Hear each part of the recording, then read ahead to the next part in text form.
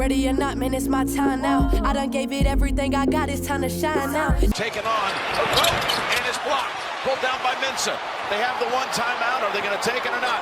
They don't have their scorers on the floor. It's Butler with 2 seconds. He's got to put it up. And he wins it. He wins it with the jumper.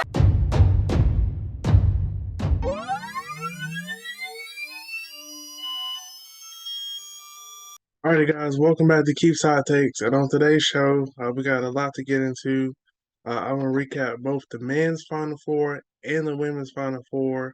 And also, I'm going to talk about Winston State hiring their new offensive coordinator yesterday, give my reactions to that. And then on my closing take, I have to get into all the backlash Angel Reese received Sunday and this week after she did the You Can't See Me to Caitlin Clark, who did it in round 2 against Louisville to Haley Van Lift. So we're going to get into all that. But first, let's go ahead and drop the intro to Ramily Only. And let's get into talking about Winston State's new offensive coordinator. 21, can you do something for me? 21. Alrighty, guys, so welcome back to Ramily Only. It's been a couple weeks since we had a Ramily Only. And today we're going to talk about Winston State's new offensive coordinator, Chris Barnett. He previously was at A&T from 2015 to 2018. He was just the quarterbacks coach. And then in 2018, he was promoted to the offensive coordinator role by Coach Sam Washington. And during Coach Barnett's first 2 seasons at A&T, A&T ranked number 1 in red zone offense. They were 2nd in scoring offense, 3rd in total offense, and 4th in rushing offense. And as you know, well, if you didn't know, John Dale, who's like the beat writer for Winston State sports, and he keeps us all into tune with everything that's going on with Winston State sports. And in the article that was telling us about Chris Barnett being our new offensive coordinator, he put in the article that Winston State's offense was ranked 140 out of 150 Division II football teams.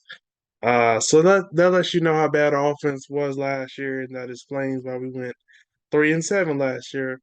Mostly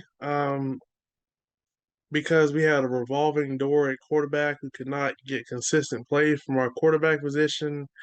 It's not like we didn't have the weapons on offense, but we just really had a hard time finding a quarterback that could consistently do his job.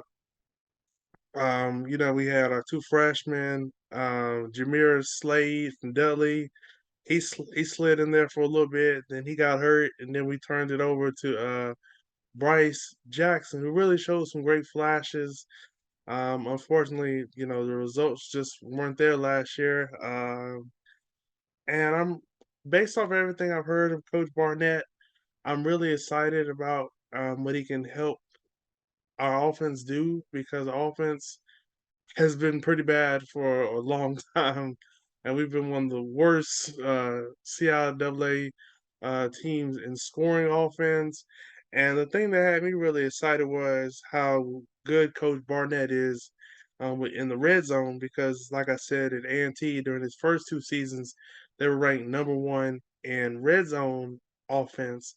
And that's something Winston State has struggled with a lot the last couple seasons.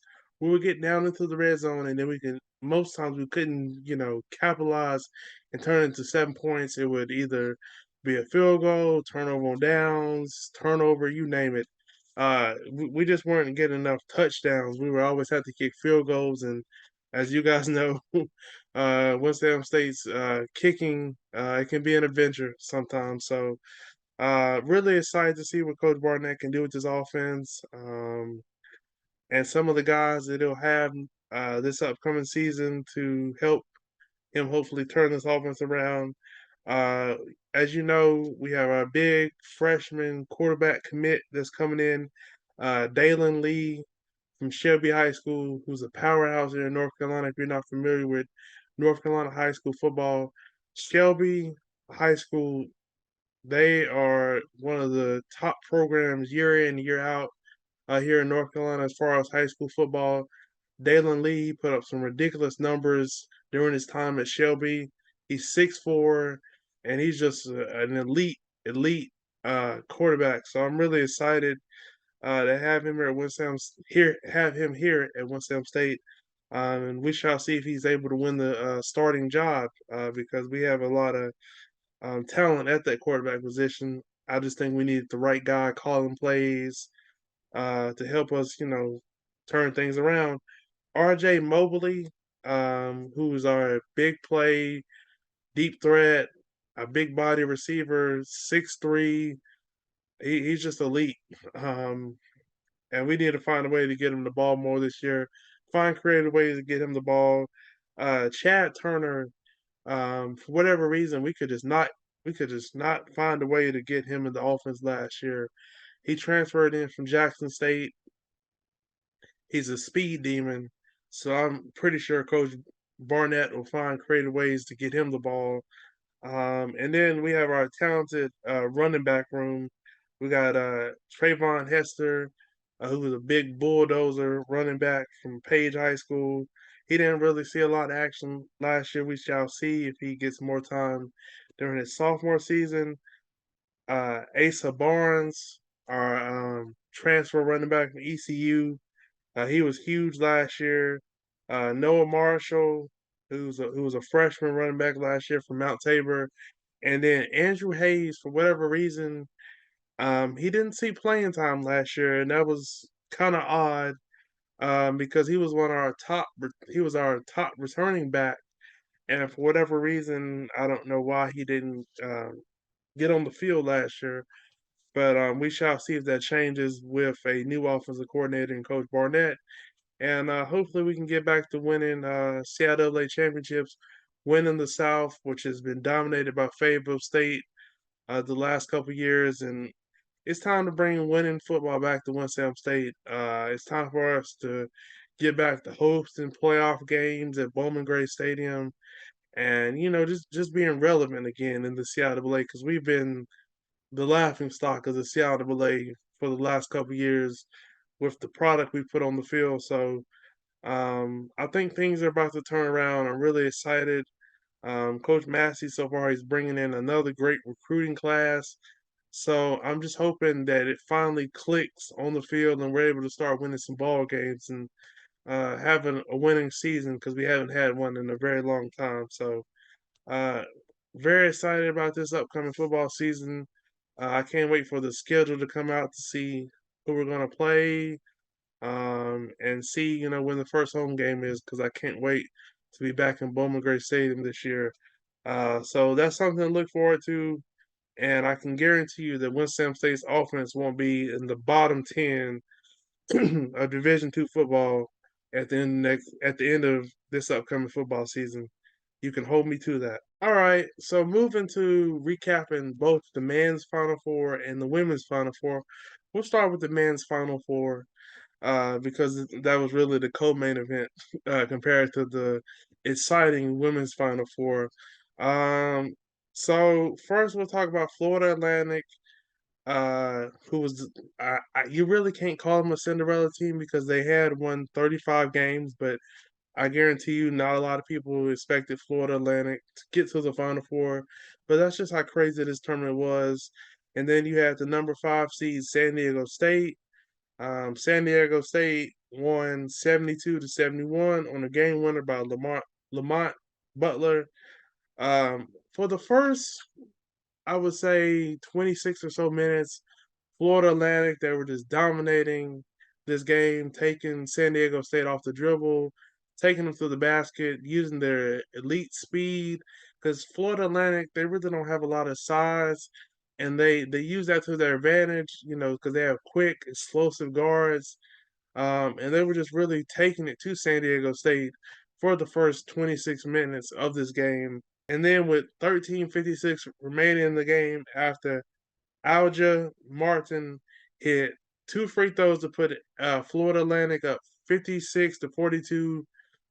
San Diego State, they slowly but surely started chipping their way back into this game, slowly, cutting this lead down. And over the last 13 minutes or so, San Diego State outscored Florida Atlantic 30-16. They held Florida Atlantic to 5 of 15 shooting from the field.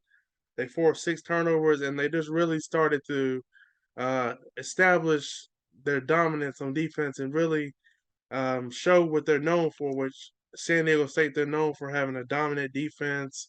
They're known for getting after people on defense. And they had the size advantage, and they started to use that. And they worked their way back into this game. And eventually, Lamont Butler, like I said, he hit the game winner at the buzzer, as you saw in the intro. So hats off to them. Um, as we look here, Alja Martin led Florida Atlantic with 26 points. Nick Boyd hit 4 big threes. John L. Davis only having 8 points really hurt Florida Atlantic because he had been averaging 17 points prior to the game against San Diego State. But San Diego State did a great job shutting him down and holding him to 8 points. That was huge because to me, Florida Atlantic needed him to have around his average 17 points or more for them to pull off this upset. And when he only had 8 points, that kind of did them in. And moving over to San Diego State now, Matt Bradley led them with 21 points. Uh, Jadon Ladie had 12 points, and a rope. He had 9 big points. So those guys really stepped up and helped San Diego State come back in this game. Moving to our other matchup, we had the number 5 seed Miami playing the number 4 seed UConn. So UConn won this game 71-59. Um, Jordan Jordan Miller had an off game for Miami. He only had 11 points, and Miami needed him and Isaiah Wong to go over 20 points if they were going to pull off this upset of UConn, who had just been destroying people in the tournament. I mean, just plowing people, like I said on the show last week with my guy Matthew Owens. Um, no Chad Amir, him only having 8 points. They really needed him to really do more and have double-digit points and rebounds going against Snogo, who is UConn's dominant big man.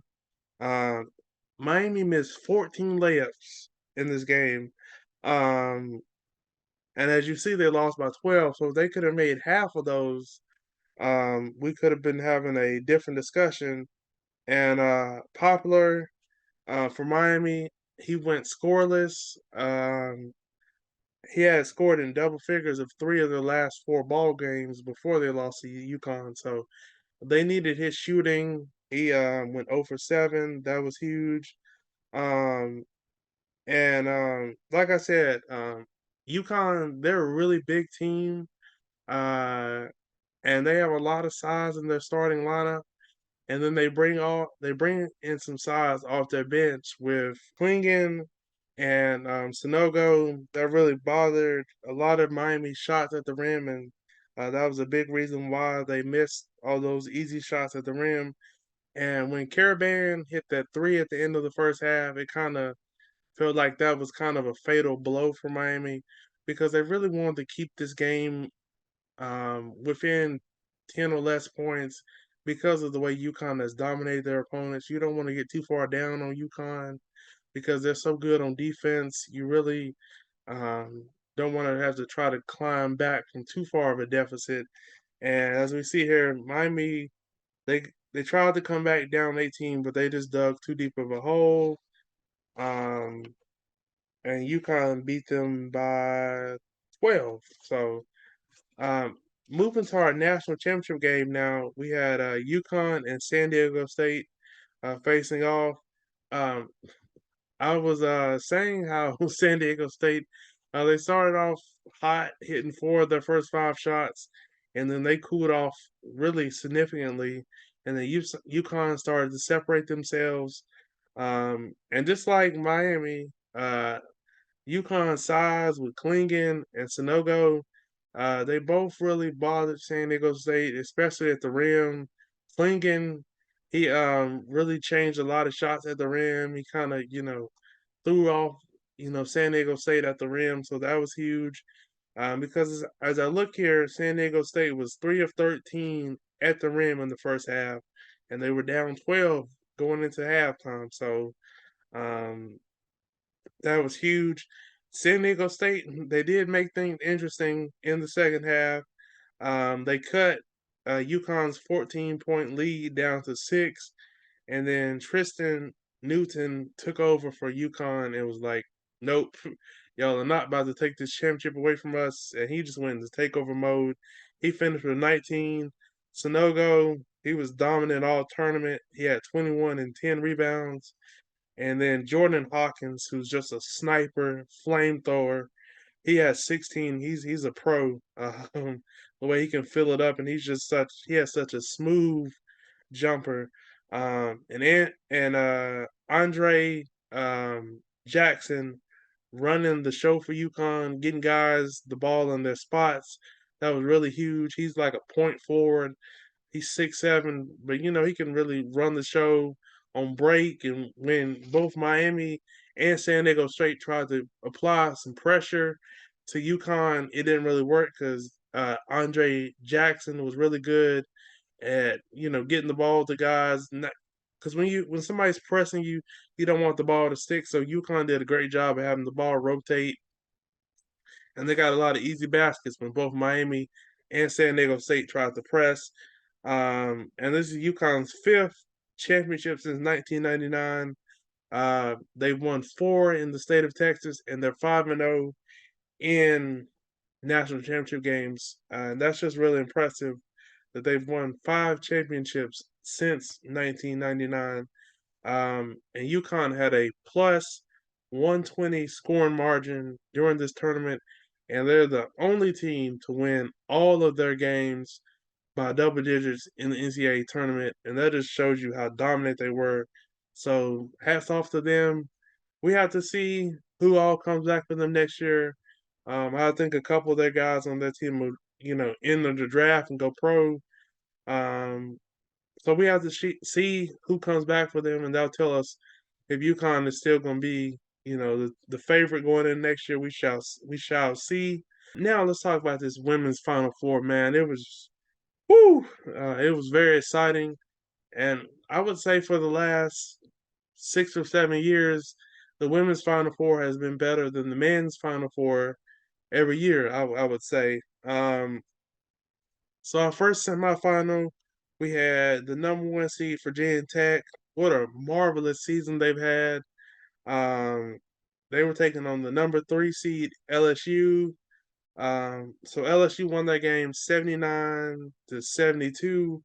Um, Virginia Tech, after LSU had pretty much, they were in control in the first quarter, but in the second and third quarter, Virginia Tech was really dominating. They were hitting a lot of threes, and then once it went to the fourth quarter, I think you could tell LSU had the fresher players. Virginia Tech, for whatever reason, they only play 6 players. And trust me, I know from personal experience that will come back to bite you, especially in the Final Four after you have so much wear and tear on your legs. From when my North Carolina Tar Heels blew a 15-point lead in the national championship game last year.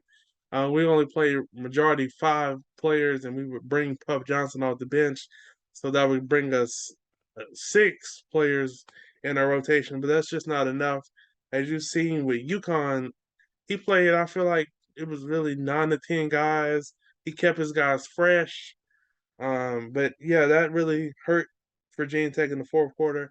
So a lot of the shots that they had been hitting, they were barely hitting the rim. They were missing, and they only made 1 3 in the fourth quarter. Um, and LSU's big 3, Angel Reese, she had 24.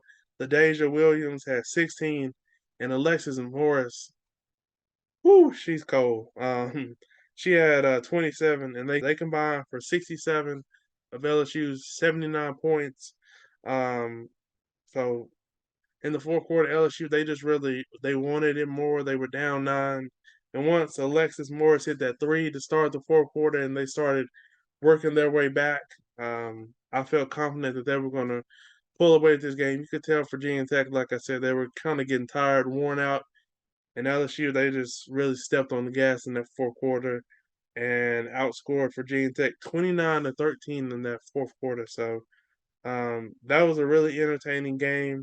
And then if we go to our second semifinal, the shocker of the night, Iowa ended South Carolina's 42-game winning streak when they beat South Carolina 77-73. Caitlin Clark, she led Iowa with 41 points. Cesano, Iowa's big. Um, they were what Iowa kept doing was putting Cesano in the pick and roll with Caitlin Clark, and she kept rolling to the basket, and South Carolina kept leaving her open, and that's why she had 18 big points. And her and Caitlin Clark, they really scored all the points for Iowa. Other people on the team chipped in with a few points, but it was really Caitlin Clark with her 41 points. With that pulled her to within 16 points of Cheryl Swoops' all-time record for most points in the NCAA tournament. What Cheryl Swoops did so impressive, I think it was in 1993, if I'm remembering this correctly. She did that in 5 games. So not to take away what Caitlin Clark did, but Cheryl Swoops scoring 177 points in 5 games, that's just really impressive. And as we know, Caitlin Clark with her 30-piece in the national championship game against LSU, she now has the all-time record of most points in the NCAA tournament with 191 points. That's what she finished with during this tournament run. Um, but what hurt South Carolina, Leah Boston getting in early foul trouble. Uh, every time she touched the ball, Iowa would swarm her. They really packed the paint because South Carolina is not a good shooting team, and that really hurt them in this game. But Zaya Cook, she kept South Carolina in this game. She kept them from getting blown out, especially in that first half. Cardoso, she had 14 points and 14 rebounds and 3 blocks. She was huge, stepping up when Aaliyah Boston they got in foul trouble. That was huge, but it just wasn't enough to overcome Caitlin Clark in her 41 piece. That was just phenomenal. She's very exciting to watch. You know, her flair, her moxie. We're going to get into what happened with Angel Reese. We're going to get into that shortly. So why don't we go ahead and move to the national championship game?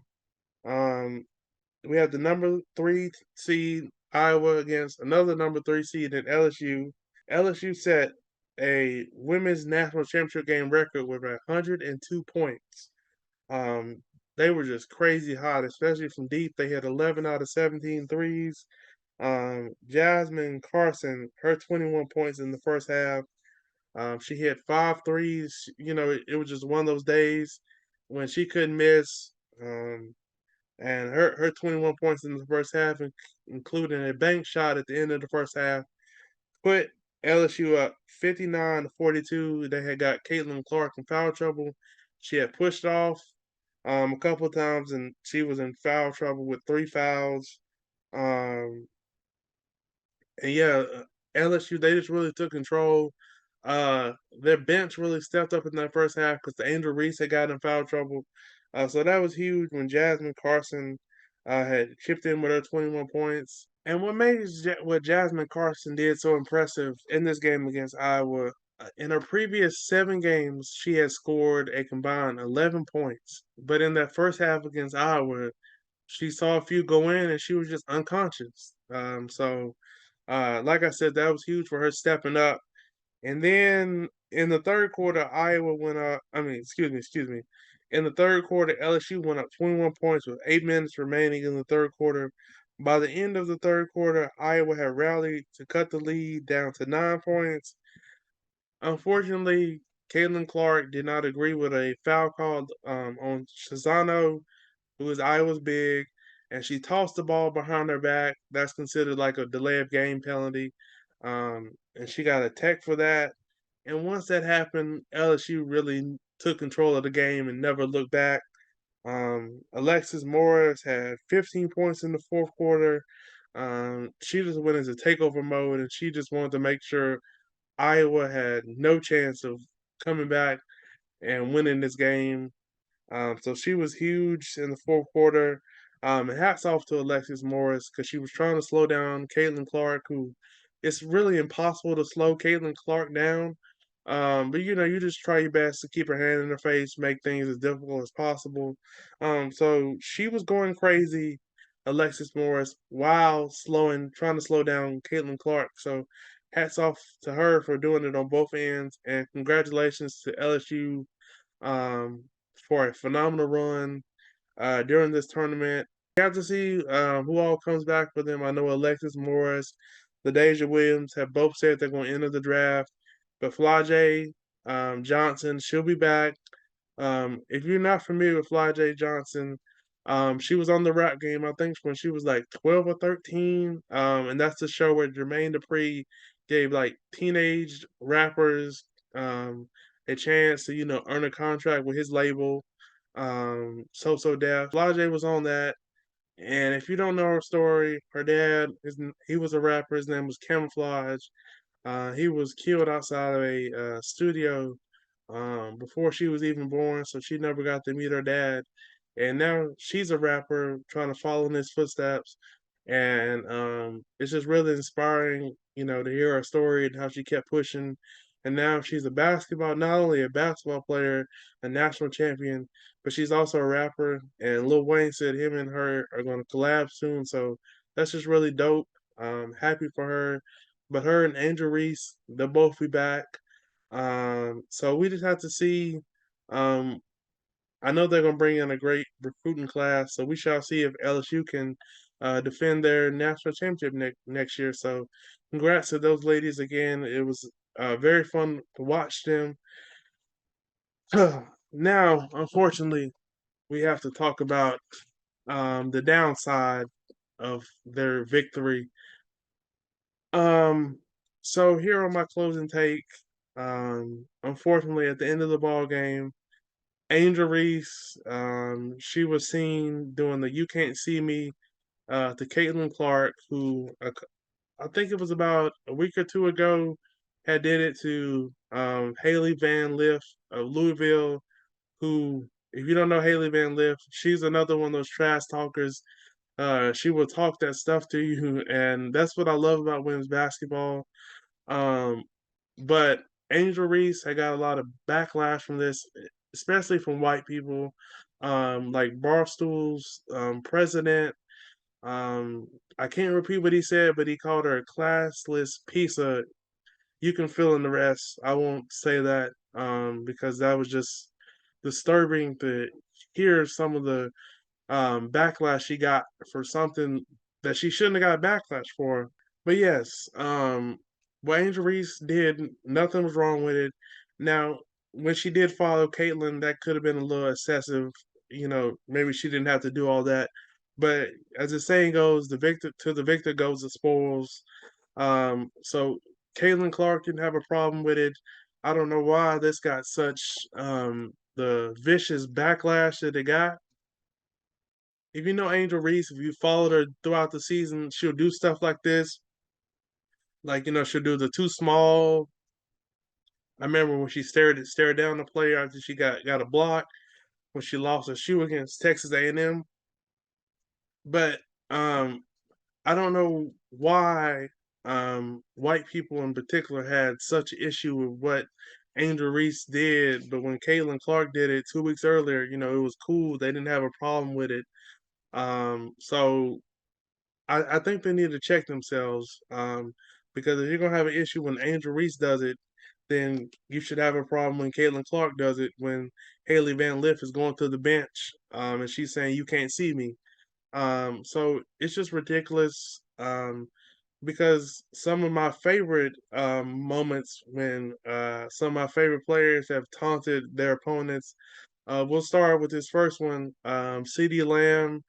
He's getting the game winner. He caught the game winning pass against the New England Patriots last year, and he's waving goodbye to Mills, who's a corner for the Patriots after Mills pushed him as the CD had crossed the end zone, and CD was waving goodbye to him. And another one here we have is when Dame Lillard was waving goodbye to the Oklahoma City Thunder back in 2019 after he hit a game winner against them. And I show you these examples to show you that taunting, talking trash to your opponents, that comes with sports. I don't know why people like I said, had such a problem with Angel Reese doing it. That's what I love about sports. I'm pretty sure that's why this national championship game between LSU and Iowa got 9.9 million people tuning in to watch and support these ladies because that's what you want to see when you watch Caitlin Clark and Angel Reese. The flair, the charisma that they have, that's why I tune in. I don't know if that's why other people tune in, but I'm pretty sure that's what they come to see. Caitlin Clark, she's a trash talker. Angel Reese, she's a trash talker.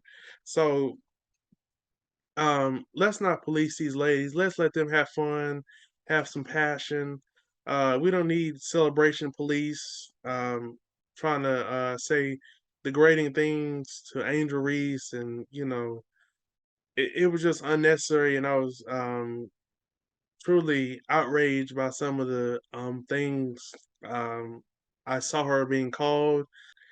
I'm pretty sure if Caitlin Clark had did that, I'm pretty sure if Iowa had won the game, I'm pretty sure she would have probably had a little celebration against LSU. But let's let them have fun. Let's not be soft and not want them to celebrate. Um, like, come on, let these ladies have fun. I can't wait to see Caitlin Clark be back next year. I know she's gonna come back with vengeance. Angel Reese, she's gonna be back next year. So yeah, let's cut all this out of trying to say Angel Reese was classless, she was an idiot, and all this other stuff that people have been saying about her just because she taunted Caitlin Clark when it was cool. Like I said a couple weeks ago when Caitlin Clark did it, I didn't hear nothing from these white people that had so much to say when Angel Reese did it. But when Angel Reese did it, it was a problem. So look at yourself if you had a problem with Angel Reese doing it and you didn't have anything to say when Caitlin Clark did it. Check yourself. And that's all I have to say on this matter. Well, guys, that does it for this episode of Keith's Hot Takes. Thank you so much for supporting. It means the world to me. Don't forget to like, subscribe if you're already not subscribed, and don't forget to share it. Well, thank you guys so much. I hope you all have a safe, blessed Easter. And until next time, I'll see you guys. Peace.